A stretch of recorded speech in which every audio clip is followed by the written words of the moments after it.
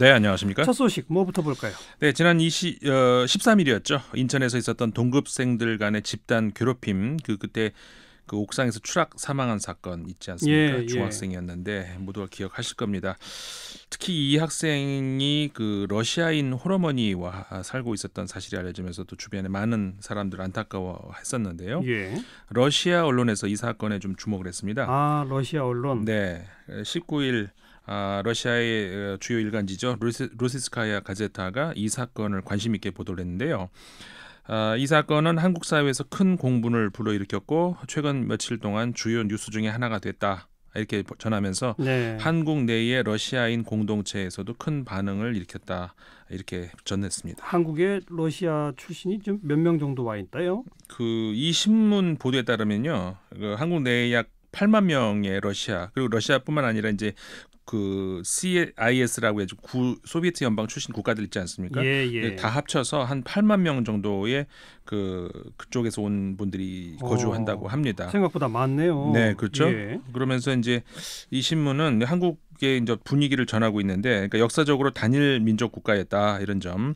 근데 비교적 최근에 와서야 한국에 거주하는 외국인들의 수가 이제 급속하게 하기 시작했다면서 이 다문화 가정이라는 이 표현에 대해서 이렇게 설명을 하고 있습니다. 한국에서 부모 중 한 편이 외국인인 가정. 이렇게 이제 부른다고 하면서 예. 한국 사회가 항상 다른 문화권 출신의 이민자들을 따뜻하게 받아들이는 건 아니다 이렇게 전했습니다. 네. 그러면서 이제 정부의 대응도 얘기를 하는데 한국 정부는 이들 다문화 가정 출신의 국민들이 국가 발전의 큰 잠재력이라고 강조하면서 이들이 정상적인 삶을 영위하고 또 한국 사회에 통합되도록 하기 위해서 여러 노력 그리고 이제 정책들을 실행하면서 노력하고 있다 이렇게 예. 전했습니다. 예. 그런데 이제 그 인구 감소와 관련해서 이제 한국은 다른 그 이민자들을 더 받아들이는 것 외에 다른 묘수가 없는 상황인 것 같다 이러면서 지금 다민족 가정 여기에 대한 그 상황을 전하기도 했습니다. 로시스카야 가제타지. 네. 우리가 아주 강력하게 비판할 줄 알고 좀 겁먹었는데 그렇진 않니 다행이네요. 그렇진 않았습니다. 네. 지난주에 한국인 최초 인터폴 수장이 탄생했잖아요. 네네. 외신 보도 어떻습니까? 굉장히 많이 나왔습니다. 근데 좀 이번 선거가요. 전해드릴 텐데 좀 굉장히 이색적인 선거였습니다. 어떤 의미에서요? 그러니까 선거 전부터 아주 확연하게 국가별로 후보별로 이렇게 딱 나눴거든요. 네. 대부분의 서방 국가들은 아주 노골적으로 김종양 후보에 대해서 이제 지지를 보냈고요. 러시아 출신의 프로콥스크 후보를 좀 비토하는 그런 분위기가 많았습니다. 아하. 그리고 이후에 이제 우리가 잘 알고 있는 것처럼 김종양 부총재가 이제 새 총재로 당선이 됐지 않습니까? 예, 예. 그 이후에도 다수 유럽 언론들이 보도에 뭐라고 할까요? 초점이 이렇습니다. 김종양 후보가 당선됐다 보다는 러시아 후보가 낙선했다. 이렇게 내용을 중심으로 보도를 많이 해놨습니다. 러시아 후보를 유럽이 반대했군요. 네, 굉장히 심하게 반대를 했습니다. 왜 그랬죠? 그러니까 이 외신들에 따르면요, 일부 국가 같은 경우에는 심지어 그 러시아 출신 인터폴 수장이 나오면 인터폴을 탈퇴할 것이다 이렇게 말을 했다고 하고요. 더 심한 경우는 러시아의 인터폴 총재가 나온다면은 인터폴에 맞서는 새로운 국제 경찰 조직을 창설하자 이런 움직임까지 나왔다고 아주 하거든요. 강력하네요. 네, 왜냐하면은 아까 말씀드렸던 러시아의 프로콥스크 이번 후보 예. 부총재 출신인데 그 푸틴 대통령의 측근이라고 합니다. 아하. 그래가지고 인터폴이 푸틴 대통령의 손아귀에서 놀아날 그 위험이 크다 이렇게 이제 유럽에서 판단을 했던 모양인데요. 예. 그러면서 이제 선거 후에 유럽 국가들, 특히 이제 서유럽 국가들 언론들 경우에는 환영과 안도 이렇게 요약이 될 수 있을 것 같습니다. 네. 스페인의 그 엘파이스는 러시아가 인터폴 경보를 악용해서 반체제 인사를 숙청할 가능성이 있다는 미국과 유럽의 우려 속에서 러시아는 어제 인터폴 총재 후보직을 잃게 됐다. 이렇게 보도했고요. 네. 벨기에 드모르게는 서구 국가들이 우려했던 것은 현실화되지 않았다.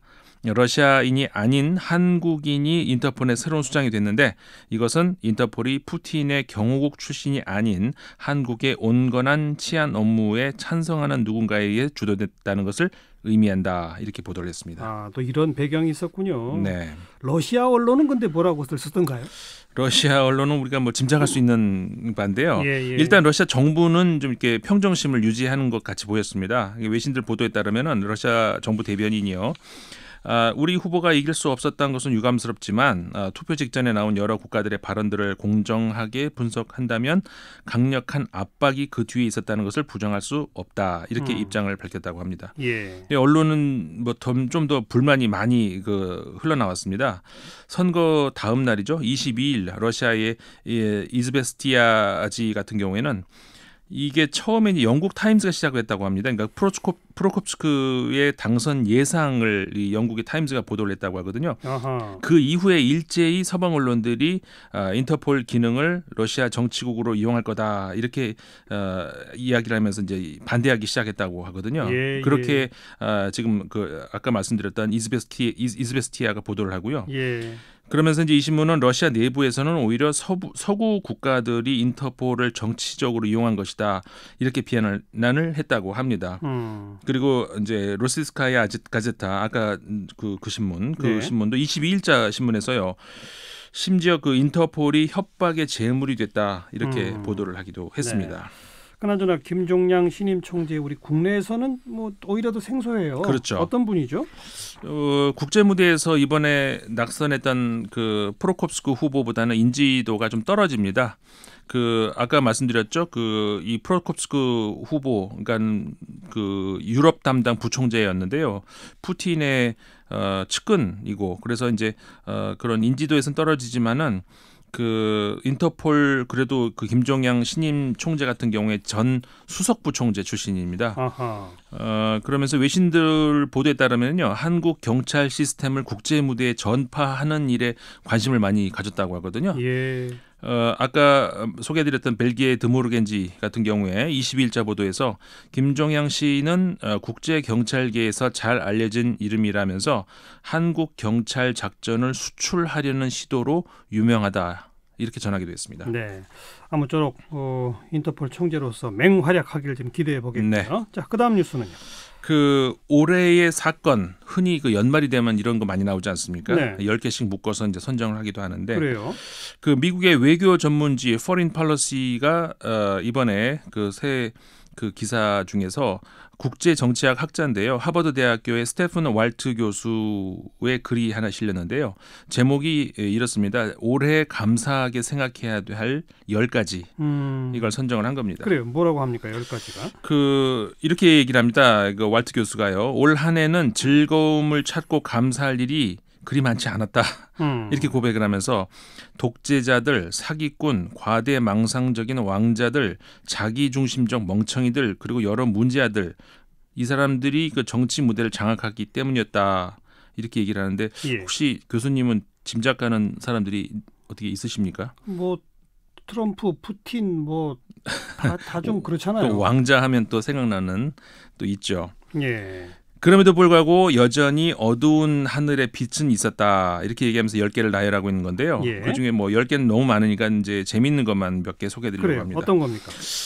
올해 미국의 유권자들에게 감사한다. 이렇게 왈트 교수가 전했습니다. 중간 선거 때문에. 예. 이유 짐작하시겠습니다만 트럼프 대통령의 공화당이 이번 중간 선거에서 만약에 선전했더라면은 많은 사람을 오랫동안 속인다는 것이 정말 가능하다는 것이 사실로 굳어지기 때문이라는 거죠. 예. 그래서 왈트 교수에 따르면은 물론 민주당에도 고질적인 병폐가 있고 또 미국의 선거 제도도 국가적 수치라고 할 정도로 무계획적이라고 이렇게 표현을 했네요. 네. 그렇긴 하지만 그래도 미국 유권자들은 균형추를 돌려서 온건한 정신으로 돌아갈 수 있도록 했다. 이렇게 말을 하고 있습니다. 예. 그리고 외국 정치인들도 있습니다. 외국 정치인으로 감사할 인물 중에서 첫 번째로 앙겔라 메르켈 총리를 꼽았습니다. 독일 총리. 그렇죠. 이유는요? 정계 은퇴를 앞둔 메르켈 총리에게 감사하고 싶은 이유는 격동의 지난 10년 동안에 유럽 정치인들 가운데서 거의 유일하게 한결같고 현명하고 식견있고 원칙을 유지했다. 이렇게 얘기를 한 겁니다. 몇 가지 실수는 있었습니다만은 메르켈 총리는 국제 정치에서 독보적인 존재였다는 건데요. 그렇죠. 특히 이제 그 메르켈 총리의 파트너들을 좀 나열을 하는데 올랑드 대통령, 베르lus코니, 캐머런 총리, 푸틴, 영국의 멍청한 박수 부대들, 그리고 우리의 트럼프 이렇게 말을 하고 있습니다. 그러니까 이렇게 이들에 비하면은 메르켈 총리 같은 경우에는 난장이들 사이에서 우뚝 섰은 거인이다. 네. 이렇게 왈트 교수가 지적을 한 겁니다. 그런 참 말썽꾸러기들을 상대로 그래도 외교 무대에서 뭔가 좋은 일들을 많이 이루었다. 그런 그렇죠. 뜻이군요. 네. 문재인 대통령도 여기 들어가지 않을까요? 맞습니다. 문재인 대통령이 이 안에 들어가 있는데요. 예.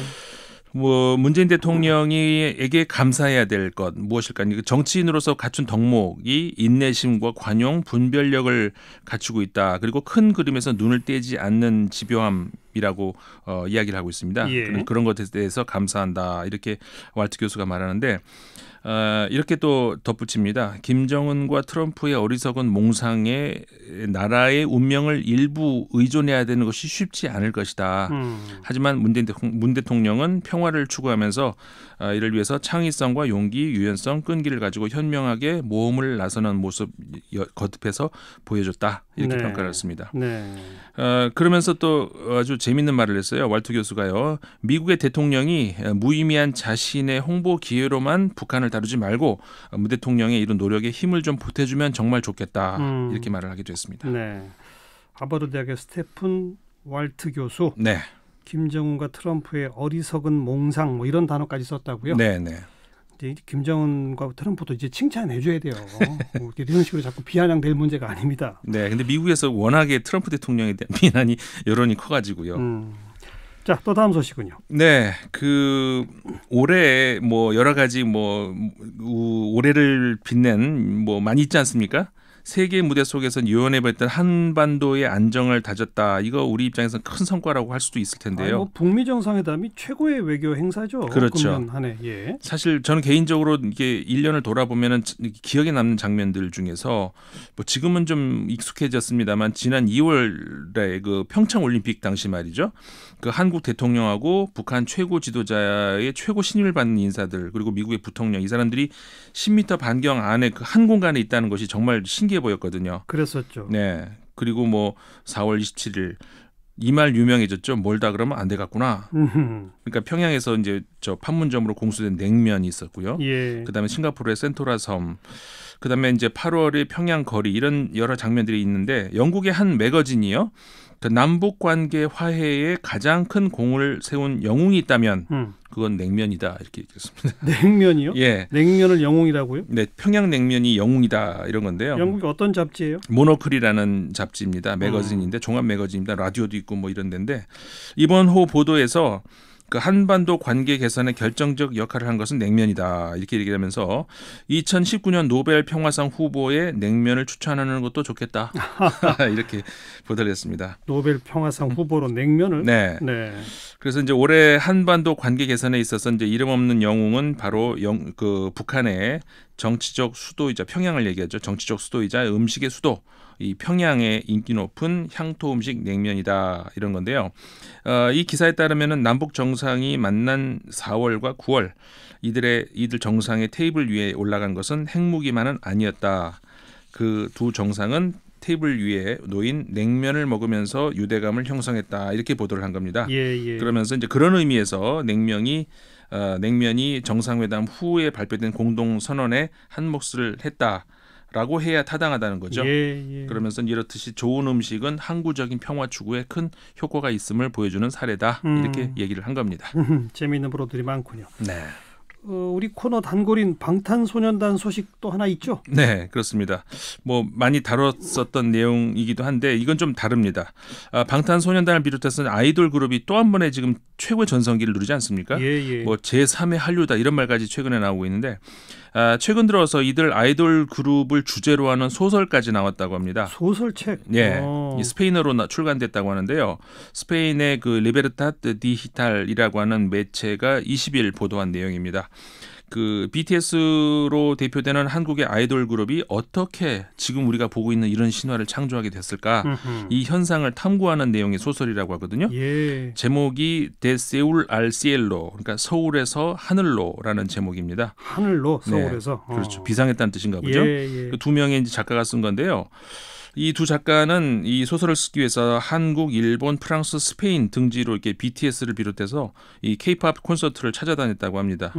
그러면서 이제 이들의 성공 비결과 관련해서 내린 결론이 이 그룹의 성공에는 음악만 있는 건 아니다. 시각적 효과까지 생각하는 한마디로 종합 예술이다. 이렇게 얘기를 하고 있고요. 예. 거기다가 또 하나 붙인다면은 최근 음악 분야에서도 이제 세계와 물결을 거스를 수 없는 그런 시대인데 이들은 그럼에도 불구하고 핵심을 잃지 않고 미국 시장에 적응하지 않고 계속 K-팝으로 남아있기 때문이다. 이게 성공 비결이다. 이렇게 얘기를 한 겁니다. 서울에서 하늘로라는 스페인 소설. 네. 이것도 우리말로 번역돼서 나오겠네요. 그러겠죠? 네. 수고하셨어요. 네, 고맙습니다. 국제문제평론가 인문결연구소 임상훈 소장이었어요.